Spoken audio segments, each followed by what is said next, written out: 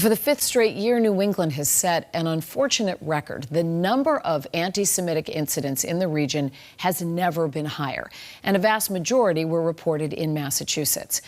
WBZ political analyst John Keller tonight asks why.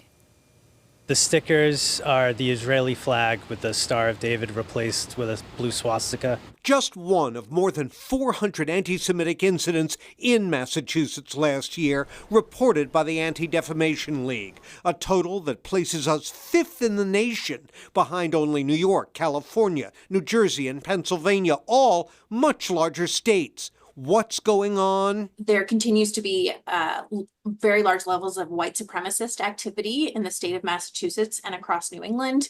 We also have a lot of college campuses, so that is one of the main drivers of anti-Semitism here. But while the Hamas slaughter of October 7th, 2023, and the bloody Israeli response have made matters worse, the numbers were rising for years before Gaza erupted.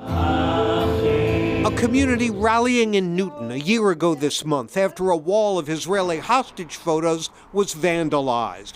Part of what prompted the creation of this Beacon Hill Commission exploring anti-Semitism, including the posting of anti-Semitic imagery on the website of the state's largest teacher union as a, quote, resource for its teachers. You'd agree that this is anti-Semitic imagery, correct? I'm not going to evaluate that. It's a dollar bill folded up in the Star of David. Is it anti-Semitic? I think you nodded your head yes. State Rep Simon Cataldo of Concord co-chairs that commission. There's a cultural issue. There's a moral issue. And that's always been the case when it comes to anti-Semitism. What we saw on February 10th at the hearing you just mentioned shows us how far we have to go. But public support for targeted Jews is a major sign of hope. The good news here is that there is more support for the Jewish community than there is hate against it.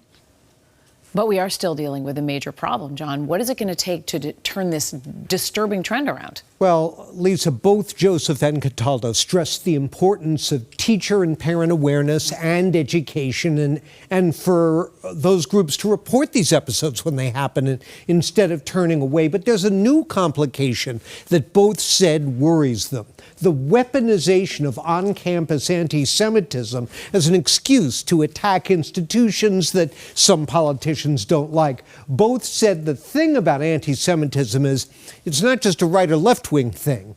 It's a part of a cultural legacy of hate that dates back centuries and is still very much with us. And in a part of the country that is so educated. You hate to think that this is happening in the way it is. But it is, yeah. Yes. John, thank you. Thank you. Courtney?